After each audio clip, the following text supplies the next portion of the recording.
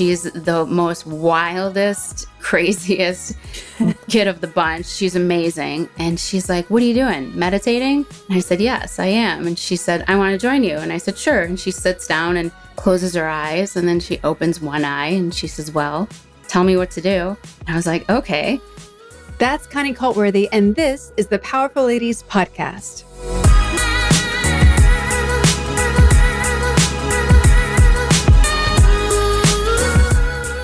Hey guys, I'm your host, Cara Duffy. People often come to me asking how they can find their purpose. How can they find the thing they're supposed to be doing in this world that will allow them to jump out of bed every morning excited and feel like they're making a difference in the world that they're meant to be making?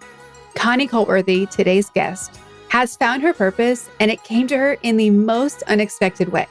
Today, she's the CEO and founder of Worthy Beyond Purpose, a nonprofit teaching children around the world how to meditate.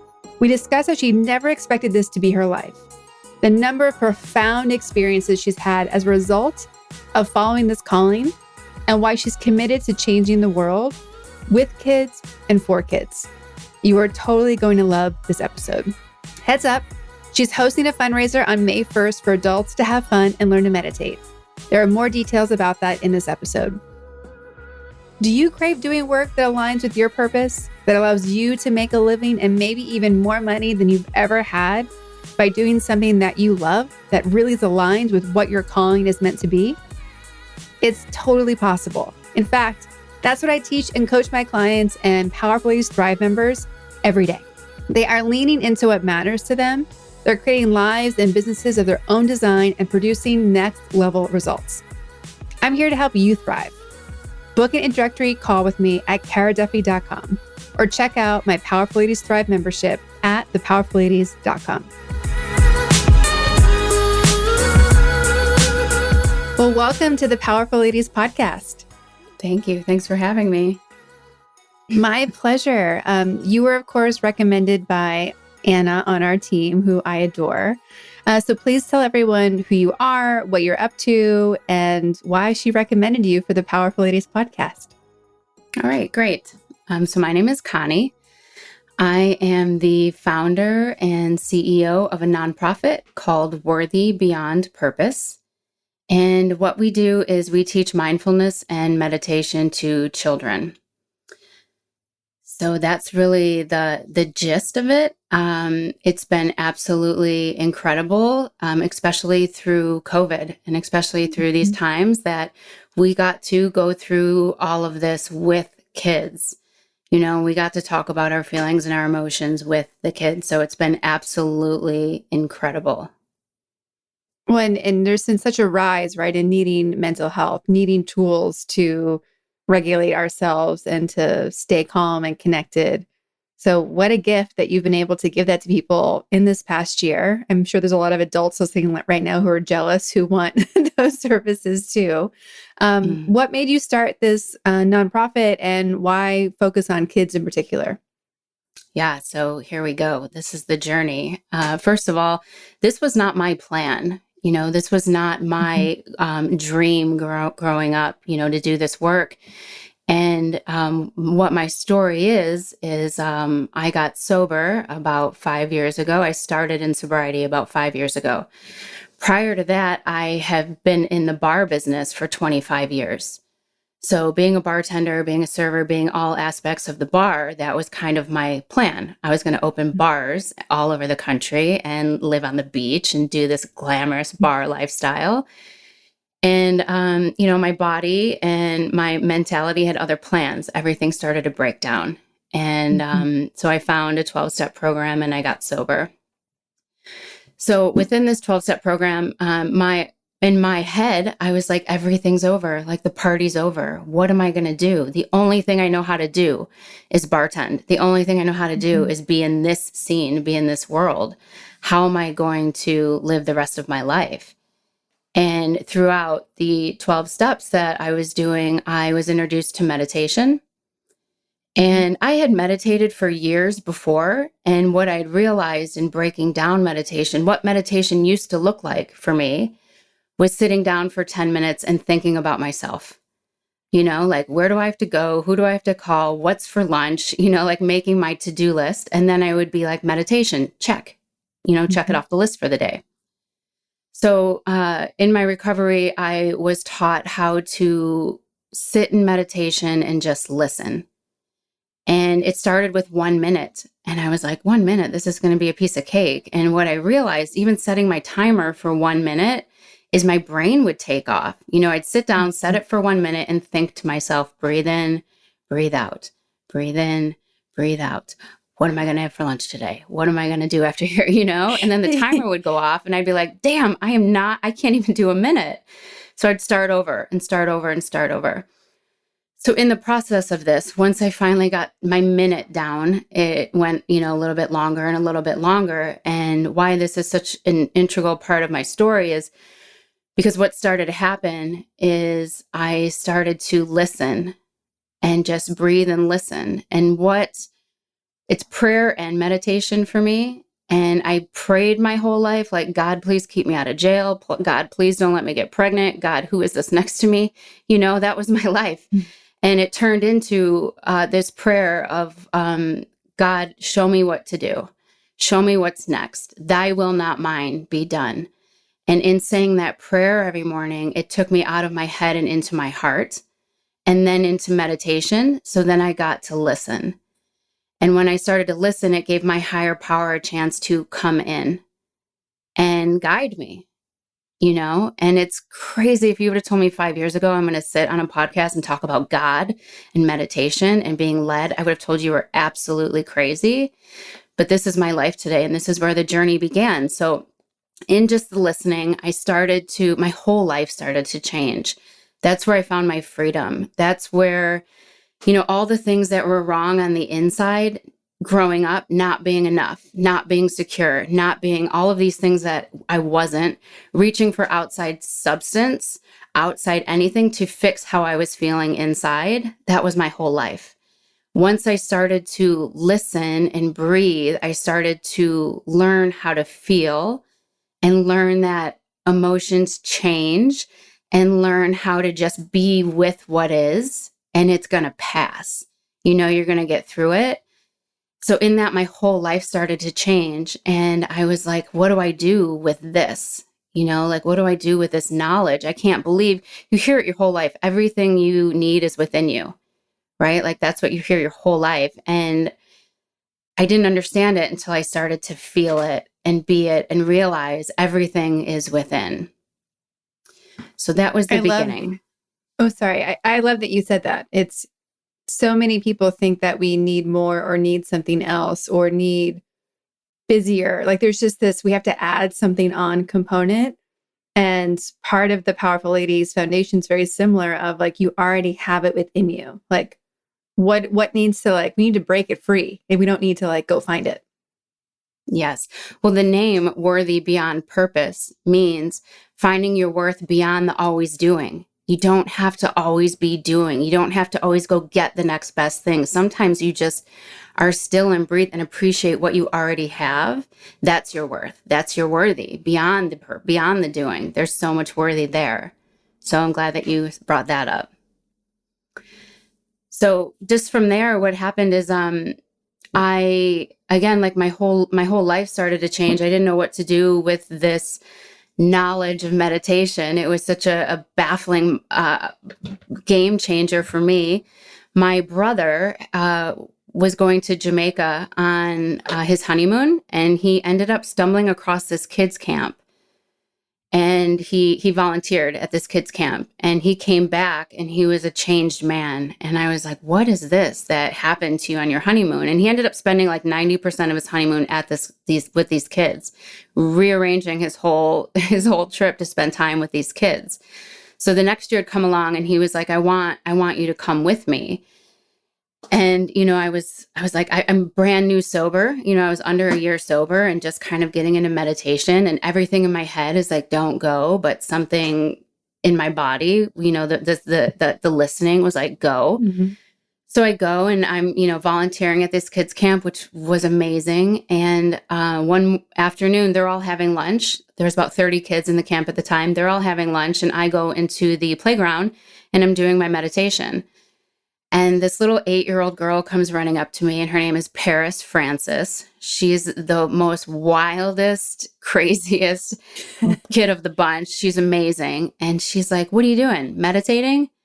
And I said, "Yes, I am." And she said, "I want to join you." And I said, "Sure." And she sits down and puts her hands up like she knows what she's doing and closes her eyes. And then she opens one eye and she says, "Well, tell me what to do." And I was like, "Okay." So I do a little 5-minute guiding, and I watched this transformation happen. I watched this like crazy wild kid come over. And with just a few minutes, I watched this peace come over her. And when I brought her out of it, she was like, "Whoa," and she was like, I want more of that." And it was, if it wasn't that moment, that kid, that day, that everything, like that was the moment I said, okay, it's meditation and it's kids. This is where it starts. Well, isn't it wild that one, she came to you, and two, it had to be that kid, right? It had to be the one who was the most opposite you would think would be interested in meditation. And yeah, there's so many things there. She knew what she needed, so she came to you. Mm-hmm. And you didn't even know that she was what you needed next. Absolutely. It gives me goosebumps thinking about that. Right. And again, like this wasn't my plan, like this was something that was just put in front of me, and being open to it and receiving and doing the next indicated action. So in that moment, and in Jamaica at the time, I wasn't even allowed to say the word meditation because they're very religious. And so when I had talked to the camp counselor about leading meditation, she was like, "Let's just call it quiet time.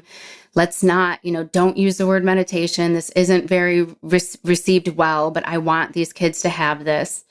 So this is how it started there. We were calling it quiet time and watching the whole place change. It was unbelievable. And so then I came back home, back to California, which is where I live. And so now I know it's meditation and I know it's children. And what do I do with this? I have no idea what I'm going to do with this. And it was a time in our world where there was school shooting after school shooting after school shooting. And this is 2018, where there was the Stoneman Douglas shooting on Valentine's Day. And, it really hit me hard in the heart. And our leader at the time says, "Let's arm our teachers. That's the solution to gun violence. Let's arm our teachers." And the shooter in that situation was a former student who said that shooting guns was his form of therapy. And it all just kind of hit me at one time. And I made a big Facebook post and I said, how about we don't arm our teachers? How about we arm our kids with the tools they need to deal with their emotions? And in making this post, and I said, who's with me? Let's start something here. And I was actually a part of Landmark at the time. I think you might be familiar with Landmark.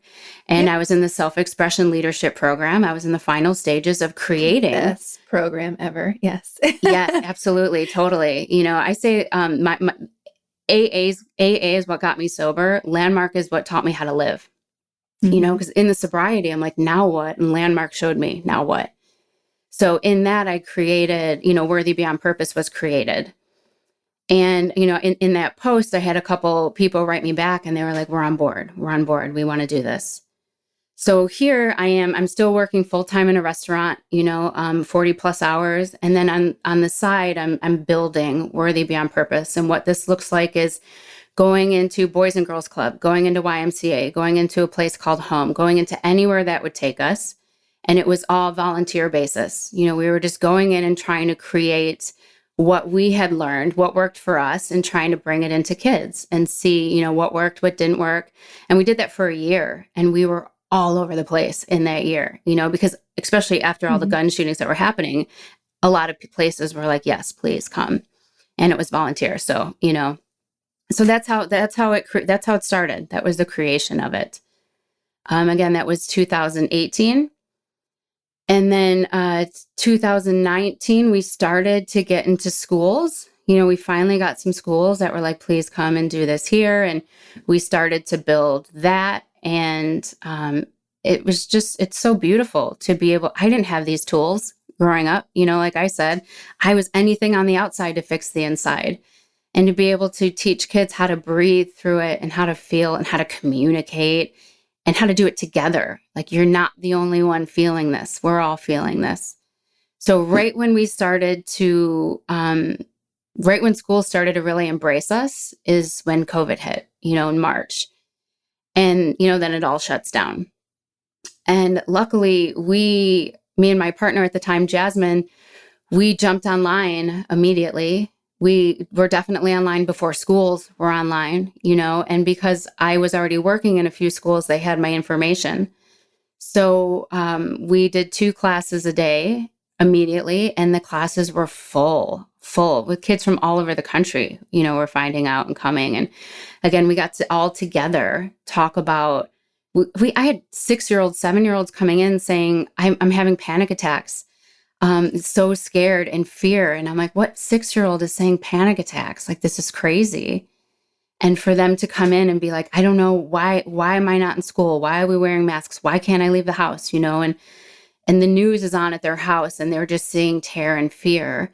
And to be able to be together and go through it together and talk about it and teach them different breathing techniques and different activities and exercises and different ways to communicate and to do it together, where within like 3-4 weeks, I had a 7-year-old ask me, she was when it came in with the panic attack. After about a couple of weeks, she said, how do I teach this to my brother? How do I show this to my mom? And it was like, how do I hold space for my family? And it was that moment, that second, where I was saying, there's no going back to the restaurant. Because there was that fear of, how am I going to make money? How am I going to make it work? The restaurant always provided the money. And the nonprofit was just what it says, nonprofit. There was a lot of volunteer work. We were just learning, there was no money coming in. So that was my balance. And it was that moment that I realized there's no going back. There's only forward from this point on. And this is my work. And this is what needs to happen. And this is what I'm here to do. So yeah, that was another amazing transformative moment.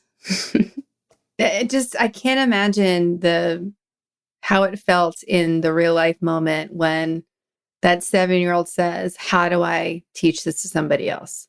Like, she knows not only what it's done for her, but that she knows the people in her life need it, and she's 7. Mm-hmm. You must have felt equal. I think I would have felt equal, like, excitement and wonder, and probably a little bit of overwhelm, because you go, the need is so big. How do we help as many people as possible, as fast as possible?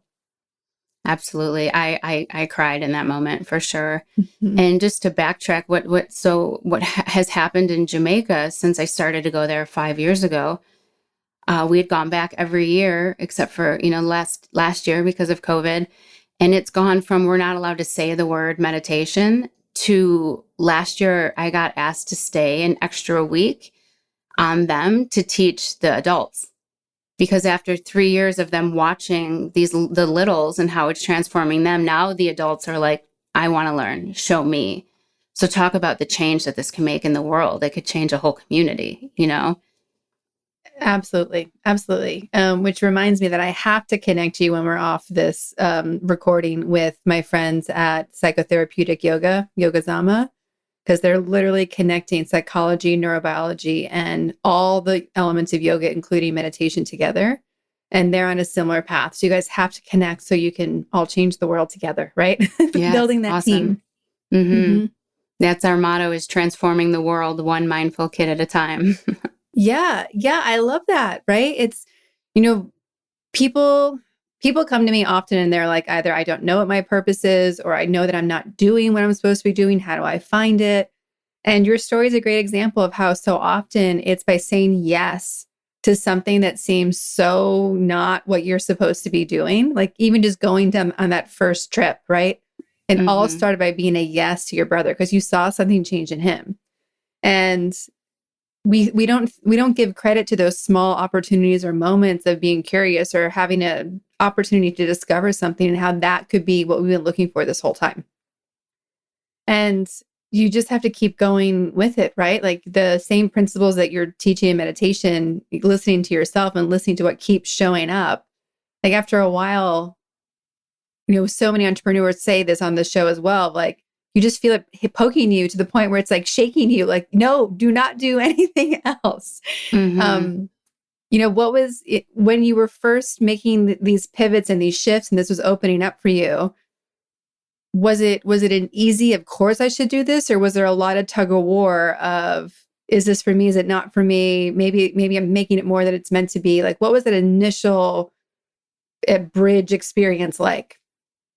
I definitely knew I had to do this, and I definitely knew the impact of this work, but it was the fear that held me back from how am I going to make a living, right? Like I'll never make a living doing this, because the thing with meditation is you don't need to go buy something.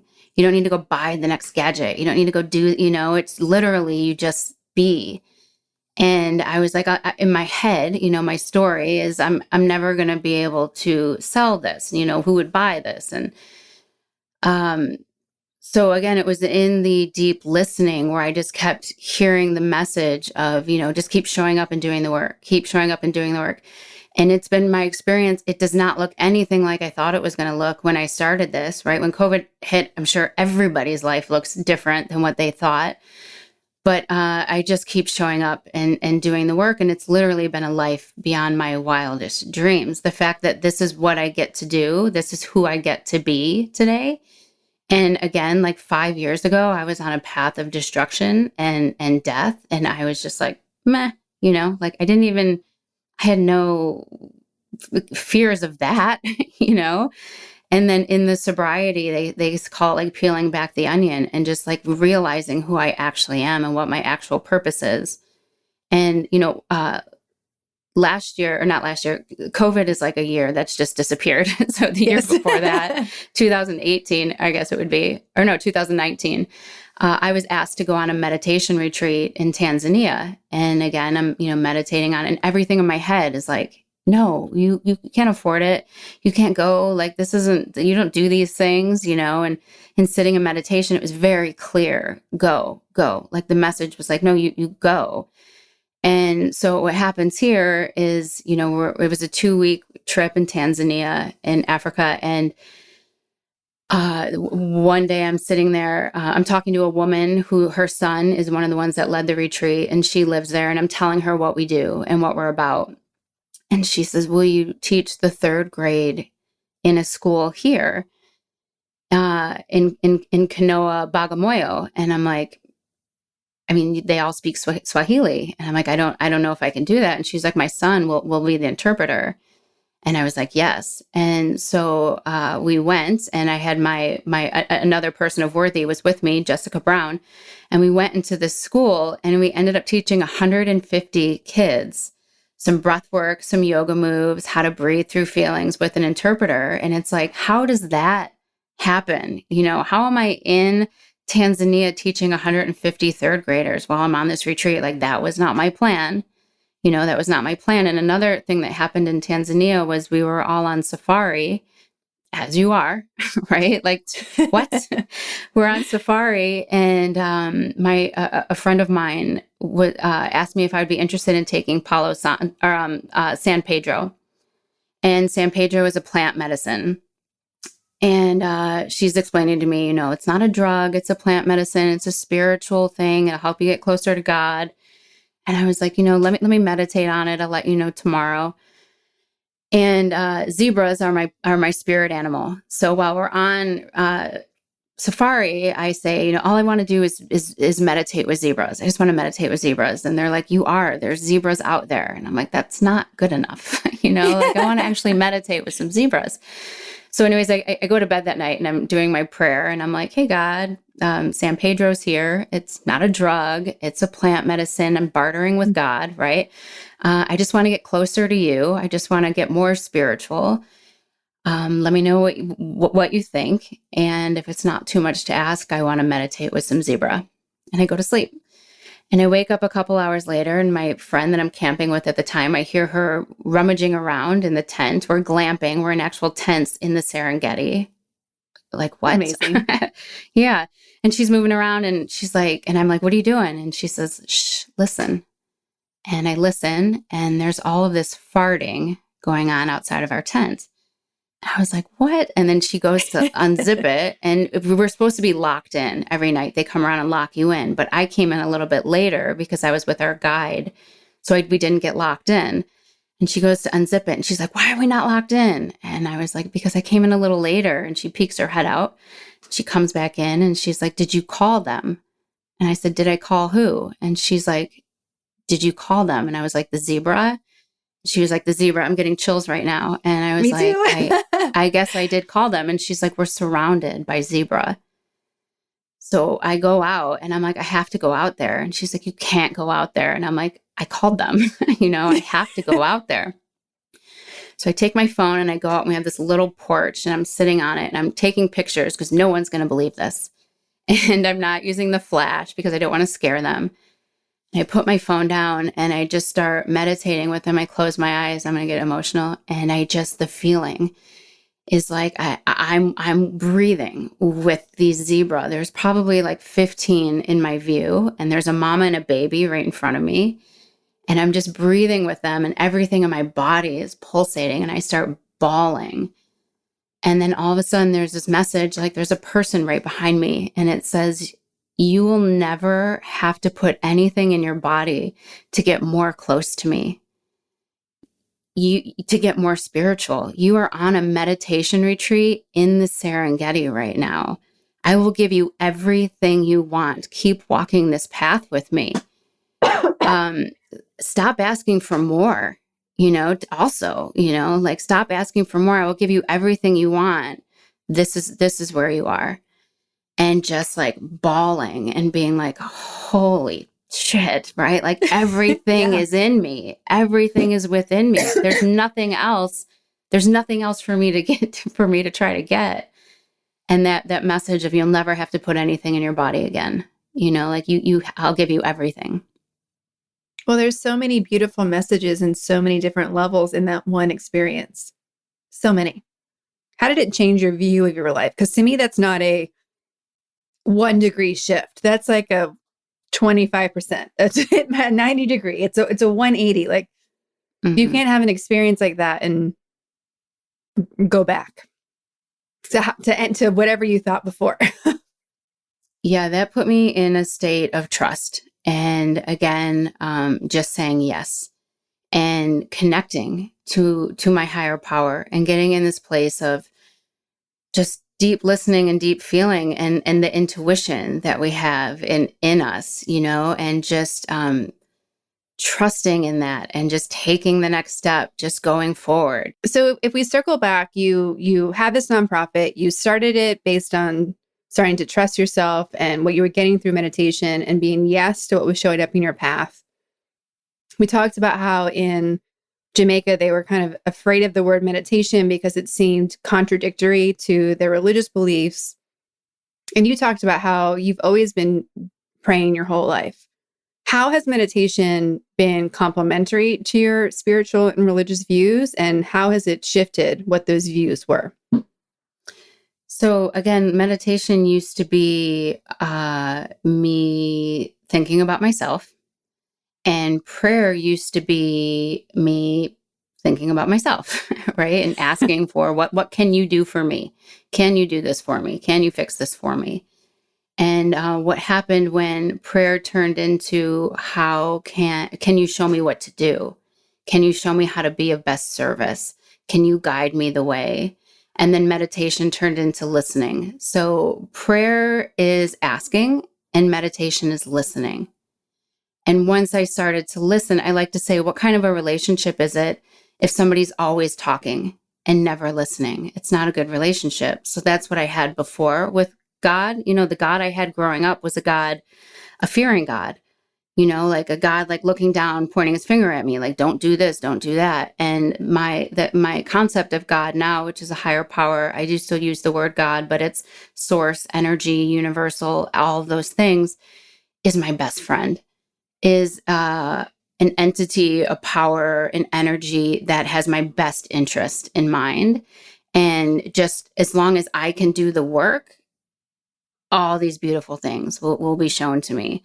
So it's a completely different relationship. It's a completely different way to live of like, oh, am I going to get in trouble? You know, and when I was that defiant person before too, I was always in trouble. And it's now turned into like, how can I serve? How can I be of best service? And what what happens in that is this beautiful life. You know, like I said in the beginning, none of this was my plan. None of this was who I wanted to be in the world, or I couldn't even have fathomed this, you know? So this is just finding your authentic self, finding your intuition and your power and your stillness and your connection to why it is you're actually on this planet.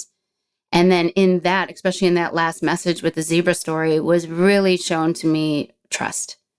Just trust, you know, because my best thinking will not get me there. My best thinking will not.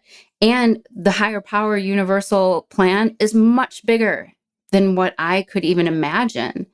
So, and that's, you know, when taking it back to this girl who said, you know, came in with the panic attacks and then transitioned into how do I hold space for my family, to have that thought of there is no going back. There's only forward now. That life was there, and now this life is here. So where we are with the nonprofit today is, you know, we kind of got pushed back to where we were before we got in schools. It was hard to get into schools. It's hard to get funding. It's hard to get schools to want to pay for it, you know, and we were all volunteer for so long, and we just started to get a little bit of payment. And then with COVID, we got taken out, and then we still did our 2 classes a day. Since COVID, we still do them now. What's transformed a little bit is we've actually implemented creative arts into our program as well. It used to just be mindfulness and meditation. And why we've transformed into some creative arts too is because now we teach kids how to take mindfulness into their everyday lives. It's not just a 30-minute class once a week. So like in art class, they start with a visualization. They visualize where they are, what they see, what they're going to draw, and then they get to draw it. And then they do a meditation at the end. In the performance arts class, they get to really bond with each other and really get out of their comfort zone and learn how to communicate how they're feeling and like act it out and do these things. So it's like bringing it into their everyday life as opposed to just doing this 30-minute class. And that's been a beautiful shift. That wasn't ever going to be what we were about, but what's come from that has just been incredible, you know, teaching kids how to do that. So now we're kind of back to, now that schools are reopening here, it's kind of right back to that struggle of trying to get in, because so many schools are like, we're just trying to get our curriculum in now, right? Like we're backtracked so much that we have to, and the school day is only this long, that there's no time for it. So that's the struggle again, is like, there's no time not for it. Like this is the time for it. You have to put this in your day. So that's kind of where we are right now, is back to that point, which I know we'll get through it, especially next year when we're open full time. But yeah, it's just kind of an ever going, an ever moving wheel. Well, you're talking to the right person, because before I was doing business coaching for profit groups, I did nonprofit coaching, because there's nothing more frustrating to me than amazing people with great ideas and like helping, like not having the plan of like, how do we make this sustainable? How do we let everybody win? And there's so much, you know, I did a course recently about even just how yoga teachers approach making money. And they're like, no, we're serving. And I'm like, so what? Like, you should be paid for what you're contributing to the world, right? So how do we even change that money story, that money conversation around, like, how do we have abundance flowing to what you're doing? Because what you're doing is changing the world. Like everyone should want to participate in this. And it make like my head's running in a million different directions of what funding could look like for you guys, because there's so many possibilities, so many. And there's just, yeah, you're you're on an empire, right? It's like the iceberg, like you're on the tip of your empire and there's so much within it. So I'm very excited to see where you guys take this. Yeah, I'm excited to have more conversation with you. Yes, yes, please. So, you're on a podcast right now called Powerful Ladies, and clearly you've stepped into your power with this new life and this new business and all of this new world that you've created for yourself. What do the words powerful and ladies mean to you separately and mean together? And has that definition changed from your old life to this new life that you have? Yeah, so powerful can look like many things. For me, again, it's anybody who can find their authentic self and allow yourself to be that. Because, and this is something I really teach kids, especially young women. Thank God we're not like everybody else, right? Like, thank God we have something unique about us. Thank God that we have this thing about us, and that's powerful when you learn how to step away from what you're taught or what society, the box that you're supposed to fit into, and you get to just really be and expand on who you are. Powerful ladies for me was, it used to be like famous people, whoever's like more in the spotlight and whoever's got the nice house and the nice family and the nice car and the money. And that was having made it, for me back in the day. Now the women I look up to are the women I know who, again, have found their authentic self and stepped into their power and they're creating. They're creating, and then in their creation and in my creation, then we get to co-create. And it's something that it's heart work, it's just opening your heart and living that way. So like, a powerful lady for me today, Amanda Gordon, at the inauguration, like that was just a woman being exactly who she is and shining in this bright, beautiful light and really showing us what a powerful woman looks like. It was absolutely incredible. I think that might have answered your questions. Am I missing a piece of it? No, that's perfect. That's perfect. When you look at the journey that you've been on, who have been the people who have been inspiring and supporting you along the way that, I know for me, I need the ongoing inspiration and the support, and I need a team in order for me to take on what's next and the next big thing. So who has been your team, either people that you know or people that you're inspired by? So in the beginning of the run, it was my landmark coach. And when I started, again, it's like I had no idea what this was going to look like and what I wanted to do. And it was the help of a coach pushing me forward. And I was doing all of these free events and teaching all of these kids. But, again, like wasn't making any traction, wasn't getting any feedback or callback, wasn't getting paid. And he made a comment to me and he said, you may have already stopped the next school shooter. That's the thing with your work. You don't know because it's preventative. We do preventative work instead of, trying to fix the mess later. We try to teach the tools before the meltdown. So that was huge for me. That was huge for me to know that keep doing the work. Maybe the payoff isn't to see it in the end. It's what you could have prevented or what you did prevent. So he was a huge, powerful source in the beginning. When we started, there was 4 of us. Like I said, I made that post and there was 4 of us and we all met every week and we just kept bringing in all of our bits and pieces and knowledge and we got to create a curriculum together. And in building that was really powerful. And then I now have a board and we meet 4 times a year and it's connecting with them and hearing, what they say and what works for them and, the people that they have in their corners. So I have never met anybody who is against this. Everybody is like, wow, I want to be a part of this. Let me know how I can help. So that's always really positive. We also have 4 fundraisers a year and they're online now. And what they are is they're like adult self-care days where it starts with 40 minutes of dance, like really get in your body dance. And then it turns into a meditation. And then it's a yoga nidra, which is a meditation done lying down, total journey within. It's almost like you're tripping, but completely sober. And to watch that build, especially online, to watch it build to the point of watching it heal the adults and creating this community for adults, and watching the growth and the beauty in that is always really inspiring to know that this is needed everywhere. Like you said in the beginning, I bet there's some adults that are jealous. Again, I had none of these tools growing up. So to be able to provide a service like this is just, that's inspiring in itself. Mm-hmm. In addition to your own meditation practice, what do you do in your daily, weekly life to keep yourself at your best? Are there books? Are there podcasts? Like, what are your habits for success?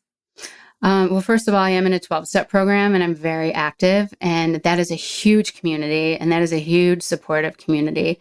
So that definitely keeps me grounded and flowing in the right direction and connected. So what my day normally looks like is I start with my meditation in the morning. And it's just really deep breathing, and it'll get to, good morning, God, I am here. Good morning, God, I am here. And in that is this like connection. And then can you show me what to do? And in that is the listening and the guidance. Other than that, I do breath work and I do yoga and I do, all of the things that we do. I do qigong, I do shaking, and I get to do this with the kids on a daily basis. A favorite book of mine is Untethered Soul, because it really teaches you about the mind and about, they call it the roommate in the head, that's always talking. So that's amazing. There's a new book right now. It's not new. It's new to me. It's called The Boy, the Mole, the Fox, and the Horse. Have you heard this book?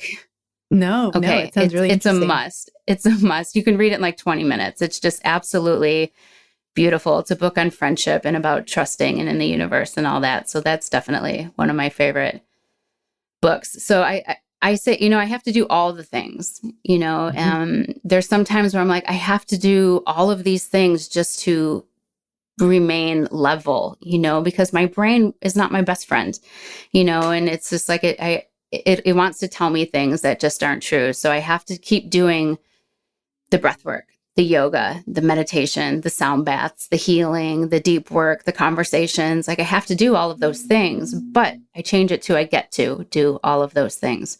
I get to do all of those things so I can become this light and teach it to others and spread this. I've had a conversation with other Landmark graduates about who is the most enrolling. And often, we always come back to like, what's the story and how do you tell your story, right? So it lands for other people.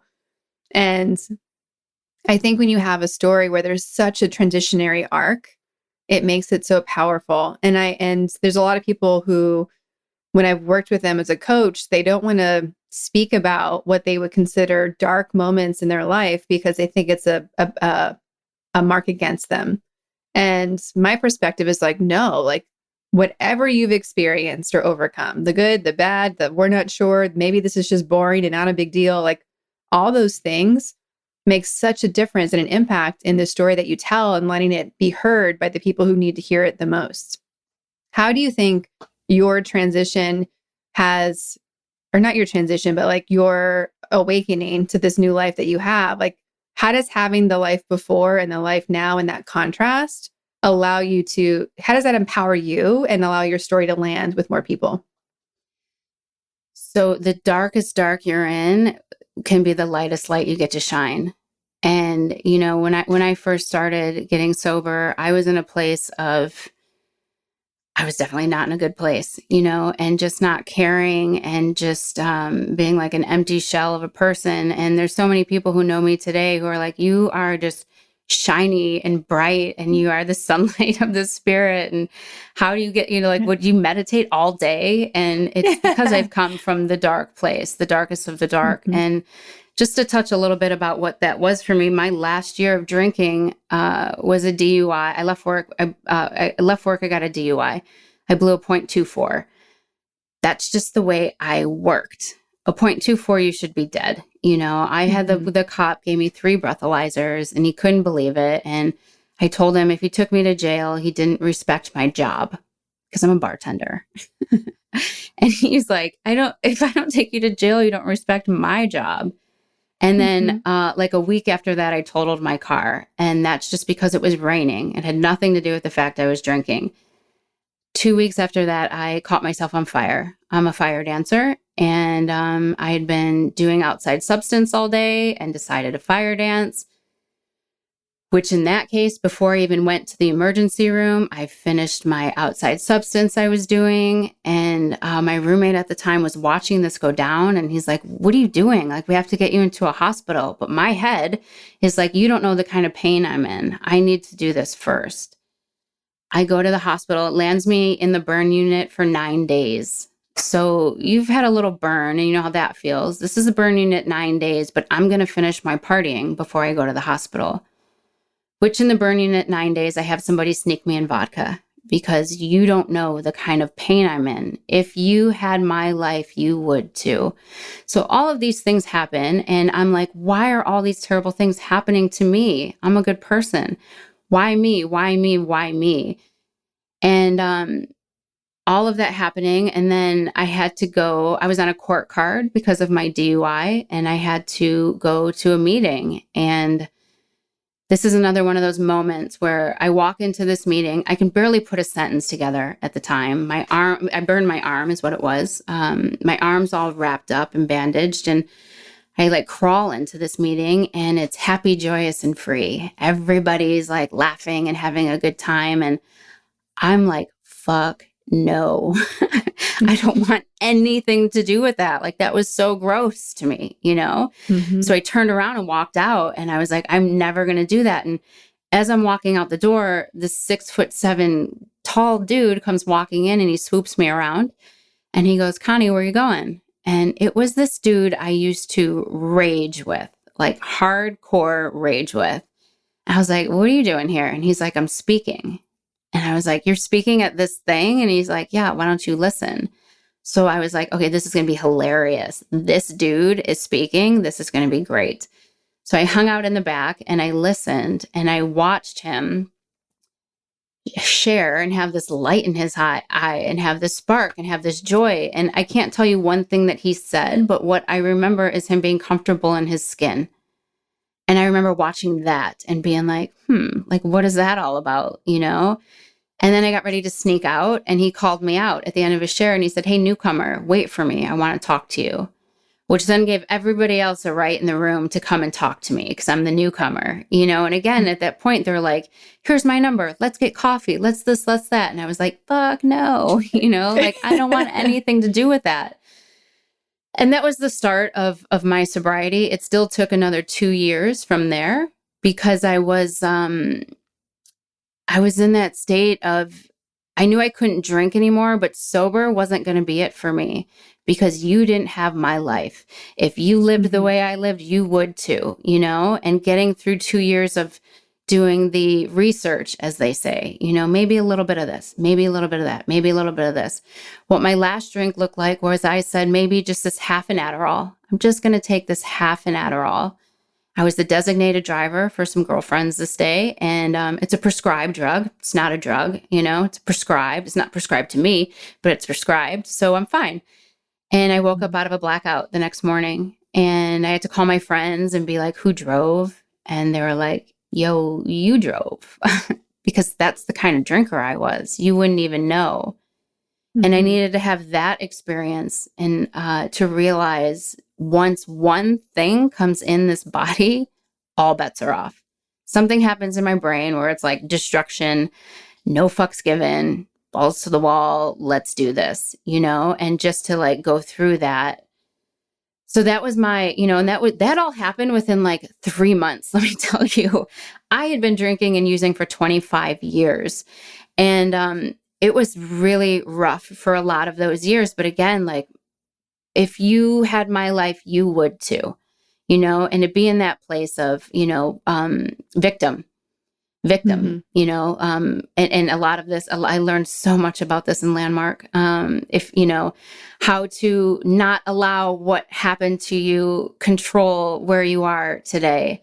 And this was a huge process for me in some of the step work too, was I held this resentment because, I was hurt as a kid and holding on to this. And if this happened to you, you would too. And getting to the point of what my part was forgiveness. And in forgiveness, you get to let that go. You get to let go of that story, people are like, how could you ever forgive? Because it's no longer my life anymore. That when I got to forgive, I got to let go of that controlling everything that happened in my life. It is no longer, you would too. Now it's like, that's no longer in this body. I don't carry that. I have chills. I don't carry that anymore. That's no longer, you put that to rest. It's no longer happening. Why am I suffering? It's no longer happening. And to learn that lesson. So just to get back to the question, for me, the deepest, darkest stuff that's happened to me in my life, I wouldn't take any of it back. I wouldn't take any of it back, because that's where my learning, that's where my empathy comes from. That's from where my compassion comes from. That's how I'm able to talk to young kids about whatever it is they're going through and be with them, and to teach them tools on how to get into your heart, and find your inner voice and find your connection. And it's not out there. It's nothing out there is going to fix this hole in here. How to find that wholeness that's already within you. And within there lies the change in the world, How do they not teach this in schools? Why is it I don't calculus and bio? I understand everything they need to teach, but life? How about teaching some life? Yeah. Yes, we're missing out on opportunities to really level up the next generation by not having this. And the work that you're doing right now to fill in that gap. Not only do we need to fill it in with the kids, but we really need to fill it into whomever is like, please, me next, right? I'm sure you have a line of adults being like, how do I get into the kids program, please? Yeah, that's what the fundraisers are for too. It's a place for adults to come and connect. And I have a weekly adult meditation I do via Zoom. It's all donation. Everything we do is donation based, but it's every Wednesday at 10 a.m. Pacific Standard Time. That's open to anybody, whoever wants. It's all levels of people. It's absolutely incredible. Because, monkey see, monkey do too. If you want your kids to have this kind of connection and have this kind of soul work, you should try it for yourself as well, Absolutely. Absolutely. We ask everybody on the show where you put yourself on the powerful lady scale. 0 being average everyday human and 10 being the most powerful lady possible. Where would you score yourself today? And where do you think you score yourself on average? I'm going to give myself an 8, especially from where I've come to where I'm going. I strive to be a 10, but it's always a process. There's always more. There's not a finish line. So I feel like 10's a finish line, and there's never a finish line. It's a constant go, more and more and more creation. What was the second part of the question? Well, how do you feel today versus an average day? And that's me being assuming that today is a better day because we got to record together. Yeah. And I got to talk about this work, which is absolutely what I love to do. On an average day, probably anywhere between a 6 and a 7. And again, that's, me letting my head get in the way. The fact that I get to live my life today doing this work is, I'm grateful for it every day. No disrespect to anybody who's still in the restaurant business. I did it for 25 years, but the fact that I found an out, and I'm like, I don't have to put on an apron again. I don't have to take an order again. I don't have to mix a drink again. All of these things that were not feeding my soul and my purpose. And today I get to spend my days doing things like this, creating curriculum, talking to kids, talking to parents, and actually trying to impact the world is just, it's unbelievable. Again, like this was not my plan. I didn't think this was going to be my life. I didn't grow up as somebody who wanted to change the world. Are you kidding me? I wanted the world to change me, I wanted everything for myself. And today it's bigger than myself. And it's just, it's unbelievable where I've come from, who I was, and who I get to be today. I would say, I'm an 8 today, which is pretty nice. I like that question. Yeah. Well, and I would say you're not trying to change the world. You really are. You really Thank are. you. So, thank you so much for the work that you do. Thank you for trusting yourself and the universe and listening. And, part of what's in your story too is like this hidden opportunity to make the big asks. Like there's so much of the coaching work I do with people where we have to first stop making the small requests. Like, what's the big thing you really want? Like, why are you asking for it? Why aren't you making it? Mm-hmm. And, there's, for whatever reasons, we think that the big thing that we really want, there's no way we could have it. There's no way it could happen. And if anyone's thinking that now, I want them to rewind this episode, go back to your zebra story and realize like you asked for the biggest thing possible. You're like, no, that's not good enough. Actually, like I want them closer. And Mm-hmm. they're like, okay, you want to play that game? We'll play along. Absolutely. Yeah. Yeah. For everybody that wants to follow you, support you, attend, donate, where are all the places that they can find you, connect with you, and support you? So the biggest place is our website, which is worthybeyondpurpose.com. And we have all of our links there. So if you have kids and you're interested in putting them in these classes, again, it's completely donation based. If you have it, give. If you don't, don't. The links are you just have to click on a link and put your kid in and give it a try. They're just there. So also my meditation is up. You can just click on that link. Everything that we have up and coming is going to be there. Our next fundraiser is going to be May 1st. Again, that's a day for adults to party together. It's dance, it's meditation, and it's kind of like a sober high. It's absolutely amazing. It's from 10 a.m. to noon. That's on a Saturday.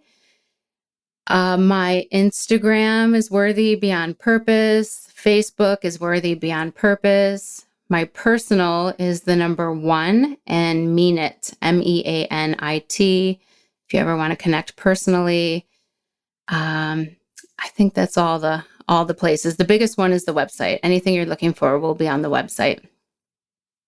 Perfect.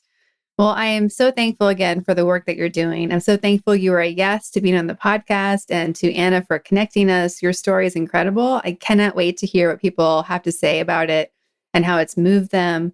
And I also can't wait for us to stay in connection and keep supporting what you're up to and bringing you into the Powerful Ladies universe. So thank you so much. Yes, thank you for having me. I do want to end with a Dalai Lama quote that says, if every 8-year-old in the world is taught meditation, we will end war in 1 generation. Beautiful. Beautiful. Thank you so much. Thank you.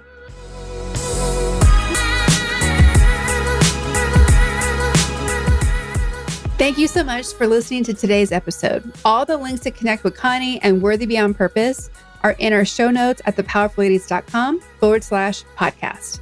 There you can also leave comments and ask questions about this episode. Want more Powerful Ladies? Come join us on Instagram at Powerful Ladies, where you can also find some free downloads to start being powerful today. Subscribe to this podcast and help us connect with more listeners by leaving us a 5-star rating and review. If you're looking to connect direct with me, please visit caraduffy.com. We'll be back next week with a brand new episode. Until then, I hope you're taking on being powerful in your life. Go be awesome and up to something you love.